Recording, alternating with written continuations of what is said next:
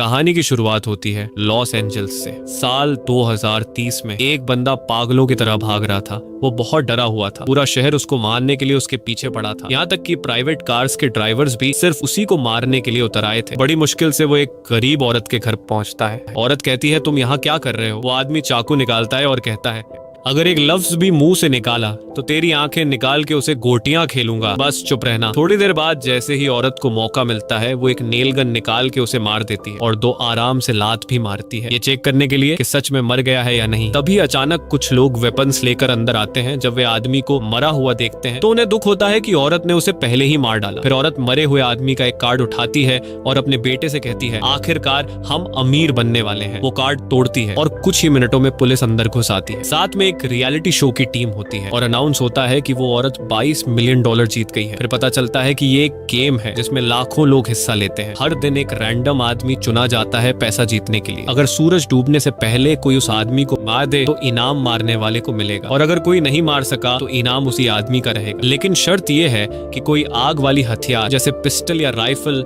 Use नहीं कर सकता। उसी दिन हमें एक लड़की दिखाई देती है, इसका नाम है कैटी। एक नाकाम एक्ट्रेस किस्मत आजमाने लॉस एंजलिस आई है ऑडिशंस के लिए। उसके साथ बैठी औरत कहती है, तुम बड़ी मासूम लगती हो, अपना ख्याल रखना बेटा, यहाँ लोग चोर हैं। कैटी कहती है, शुक्रिया नसीहत का, आप बहुत अच्छी लेडी हैं। औरत उसका हाथ पकड़ती है और कहती है, ऐसा मत कहो, तुम मेरी बेटी जैसी हो। चलो अब मैं यहाँ उतरती हूँ, गुड बाय। थोड़ी देर बाद कैटी जब अपनी कलाई देखती है तो वह शॉक हो जाती है कि उस औरत ने उसकी घड़ी चोरी कर ली। कहती है वो औरत चोर है। वह अपने ऑनलाइन बुक किए हुए कमरे में पहुंचती है। कमरे को देखकर वह परेशान हो जाती है, क्योंकि जो कमरा मोबाइल पर उसने देखा था वह तो बिल्कुल अलग निकला। कमरे की मालकिन कहती है, हम अलग अलग फोटोज का इस्तेमाल करते हैं ताकि ग्राहक को फंसा सके। जैसे ही कैटी बेड पर बैठती है तो बेड नीचे गिर जाता है, लेकिन वो मजबूर थी क्योंकि इस कमरे का किराया सस्ता था। उसके बाद एला का मंगेतर आता है और एला से कहता है, देखा कल का इवेंट, कल लॉटरी का इनाम होगा $600 मिलियन। ये सुनकर कैटी हैरान हो जाती है कि ये कैसा मुकाबला है। उसके बाद वो कहती है, मेरा दिमाग मत खाओ, कमरे की चाबी दो, मुझे सोना है। वो लोग चाबी देते हैं और कैटी जाके सो जाती है। अगले दिन सुबह कैटी उठती है तो चेहरे पे पानी टपक रहा होता है। जब वह छत की तरफ देखती है तो पता चलता है कि ऊपर वाले पड़ोसी का वॉशरूम है और जिन कपड़ों में ऑडिशन देना था वो भी खराब हो गए। वो एला को कॉल करती है, ये क्या बकवास है, उठती हूँ तो लोग मेरे ऊपर पेशाब कर रहे होते हैं, कपड़े भी खराब हो गए। एला कहती है, परेशान मत हो, मेरे कपड़े पहन लो, कमरे की अलमारी में रखे हैं। कैटी सच में वही करती है और ऑडिशन के लिए निकल जाती है। अब सिर्फ आधा घंटा रह गया है ऑडिशन के लिए। जैसे ही वो ऑडिशन वाली जगह में एंटर होती है, वो देखती है कि वहाँ और भी लड़कियां ऑडिशन देने आई हैं।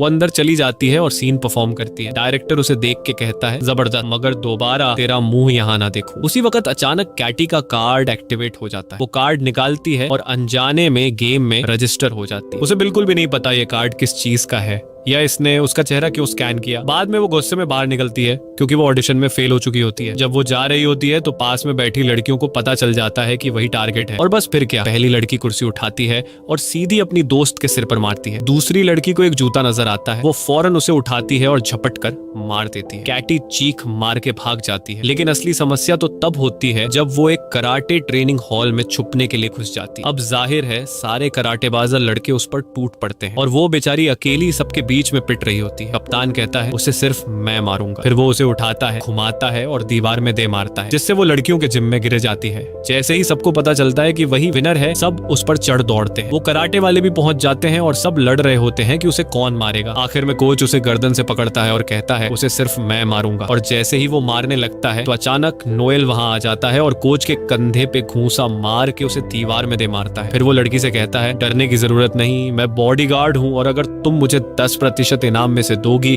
तो मैं तुम्हें बचा लूंगा। उसने कहा, ठीक है भाई, तुम्हें पूरा इनाम भी दे दूंगी, बस बचा लो। नोएल उसे अपनी कमर से बेल्ट के जरिए बांध लेता है ताकि उसे बचा सके। फिर वह सारे दुश्मनों को मार गिराता है। तब एक कमजोर सा लड़का आता है। नोएल उसे कहता है, देख, अगर मैंने तुझे मारा तो मुझे ही तरस आ जाएगा, 3 तक गिनती करूंगा, अगर नहीं भागा तो तू गया। वह लड़का तुरंत बोला, अरे सर, सलाम है आपको, और भाग जाता है। फिर वह दोनों बिल्डिंग से निकलते हैं और पता चलता है कि हर 15 मिनट बाद एक ड्रोन उसे ट्रैक कर रहा है ताकि बाकी प्लेयर्स को उसका लोकेशन मिलता रहे। उन्हें एक गाड़ी मिलती है, वह उसे लेकर वहां से फरार हो जाते हैं। लड़की नोएल से कहती है, ये कैसी गेम है जिसमें लोग मुझे मारने के पीछे पड़े हैं, मुझे इस गेम से निकलना है, कोई ना कोई हल निकालो। नोएल कहता है, हल सिर्फ एक है, तुम्हें शहर के लोगों से बचना होगा। अगर तुम निकलोगी तो मैं भी अपने 10% से हाथ धो बैठूंगा। लेकिन फिर उसे शक होता है कि नोएल शायद उसे मार दे और खुद इनाम ले ले। पूरा शहर उनके पीछे होता है। वो दोनों सेफ्टी हेलमेट पहन लेते हैं। तभी अचानक गाड़ी में एक लड़की घुस जाती है। वो चाकू निकालती है और उसे मारने की कोशिश करती है। नोएल कहता है तुम गाड़ी चलाओ, मैं इसे देखता हूँ। फिर लड़की के सर को जोर से पकड़ता है। नोएल उसे एक जोरदार लात मार के गाड़ी से बाहर फेंक देता है, लेकिन आगे चलकर गाड़ी खराब हो जाती है और लड़की नीचे उतरती है और भागने लगती है। नोएल उसे पकड़ लेता है। वो कहती है सच सच बताओ,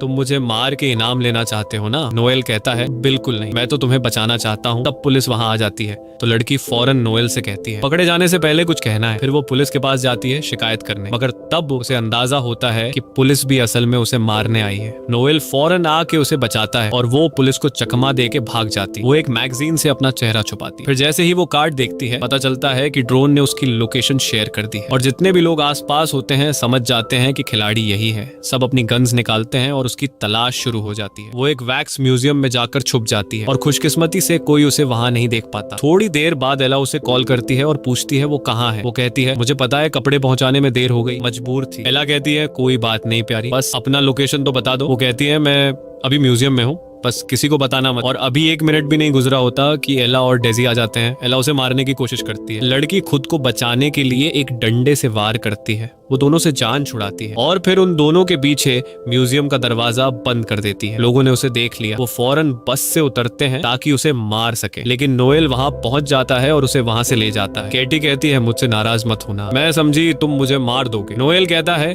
अब ये नाराजगी का वक्त नहीं, 3 मिनट बाद ड्रोन फिर से लोकेशन देगा, सब नीचे आ जाएंगे। कैटी कहती है कि हमें कोई बम प्रूफ पनाहगाह चाहिए जहां हम छुप सकेंगे। नोएल कहता है मिल गई। वो लोग एक बंदे जैक के पास जाते हैं जिसके पास अपने घर में एक सीक्रेट शेल्टर होता है, लेकिन जैक समझता है कि ये लोग चोर हैं और घर लूटने आए हैं। नोएल उसे समझाता है भाई चोर दरवाजे से आते हैं क्या? इतने में पीछे से एक बस आ जाती है जो लोगों से भरी होती है। टाइम कम होता है तो वो लोग जैक को धमकी देकर अंदर घुस जाते हैं, उसे शेल्टर का पासवर्ड मांगते हैं और जैसे ही वो अंदर जाते हैं लोग घर पर हमला कर देते हैं। तो कैटी जैक को तीर मार देती है ताकि वो बेहोश हो जाए और किसी को पासवर्ड न बता सके। और अब नोएल और कैटी आपस में बात करने लगते हैं। कैटी अपनी नाकाम एक्टिंग की कहानी सुनाती है और कहती है कि अब मेरा कोई भविष्य नहीं। फिर वो नोएल से पूछती है कि तुम हमारी मदद क्यों कर रहे हो? नोएल कहता है कि मेरे लिए सबसे अहम है लोगों की जान बचाना, पैसे मेरे लिए कुछ मायने नहीं रखते। इतने में एला और डीजी भी वहां पहुंच चुके होते हैं। एला जैक को उठाती है और मारने लगती है ताकि वो होश में आए। फिर उसे उठाकर स्विमिंग पूल में फेंक देती है। वो होश में आ जाता है और एला उससे पासवर्ड ले लेती है। नोएल और कैटी अंदर बहुत डर जाते हैं। नोएल एक दोस्त को कॉल करता है और कहता है कि इन सब लोगों के मोबाइल हैक करके उड़ा दो। दोस्त वाकई फोन्स को हैक करता है और ब्लास्ट कर देता है। सब जख्मी हो जाते हैं। ये मौका देखकर नोएल और कैटी वहां से निकल जाते हैं, लेकिन नोएल देखता है कि एक आदमी जल रहा है। वो पानी डालता है और अपने पैर से आग बुझाने की कोशिश करता है। वो आदमी कहता है कि भाई आराम से, मेरी टांग तोड़ दी तुमने। बाहर निकलते ही उनका सामना एक बख्तरबंद गाड़ी और ट्रेन गार्ड्स से होता है। गार्ड्स कहते हैं कि कैटी हमारे साथ चलो वरना हम तुम्हारी लाश ही ले जाएंगे। कैटी कहती है कि ठीक है, लेकिन मेरा बॉडीगार्ड भी साथ जाएगा। गार्ड्स वहां जाते हैं और वो सब गाड़ी में बैठ जाते हैं। कैटी कंफ्यूज रहती है कि आखिर वो लोग जा कहाँ रहे हैं। गाड़ी उन्हें एक एजेंसी के हेडक्वार्टर ले जाती है, जहाँ उनकी मुलाकात लुइस से होती है जो एजेंसी का लीडर है। लुइस कहता है कि मैं हैरान हूँ कि तुम अब तक जिंदा कैसे हो। अक्सर लोग तो 15 मिनट में मर जाते हैं, लेकिन तुम सेफ हो। यहाँ तुम्हारी हिफाजत मेरी जिम्मेदारी है, लेकिन मुझे इनाम का 30% चाहिए। कैटी उसकी बात मान लेती है। फिर वे सब मेडिकल चेकअप के लिए क्लिनिक जाते हैं ताकि अपने जख्मों का इलाज करवा सके। इस दौरान कैटी नोएल को अपनी कहानी सुनाती है। वो कहती है मेरे पापा ने मुझे छोड़ दिया, मम्मी बीमार है, तभी से मैं कोई भी काम करती हूँ ताकि इलाज के पैसे जमा कर सकूं। मैं यहाँ सिर्फ ऑडिशन देने आई थी, लेकिन वो भी फेल हो गया। नोएल कहता है मैं एक वक्त फौजी था और लुइस जो अभी बाहर है वो मेरी टीम में था। एक बार मैंने एक मिशन से इनकार कर दिया जिसकी वजह से पूरी टीम मर गई, बस लुइस बचा और तभी से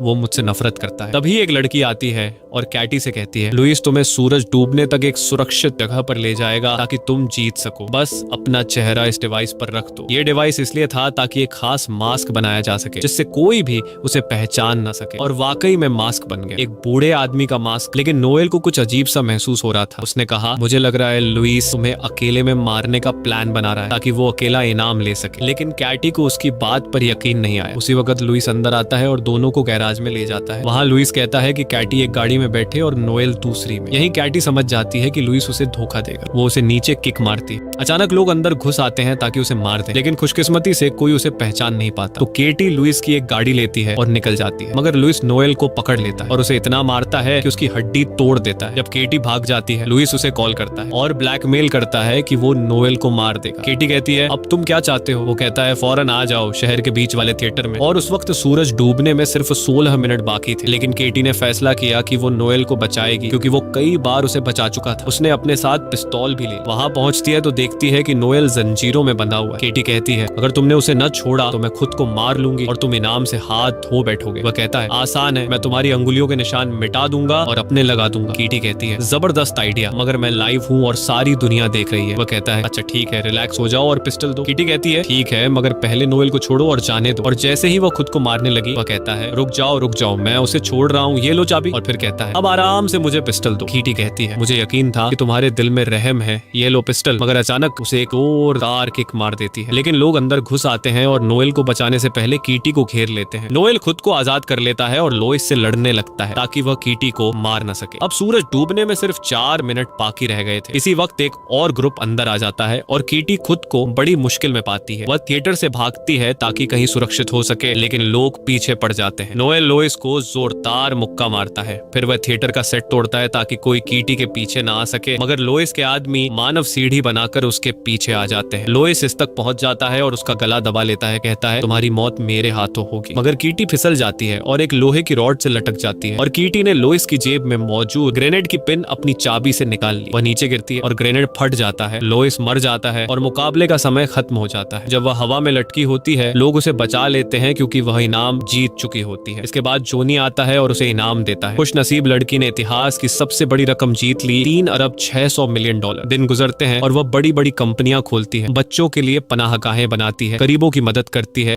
और सबसे खूबसूरत बात, उसने नोएल से शादी कर ली और उसके साथ खुशहाल जिंदगी बिताने लगी।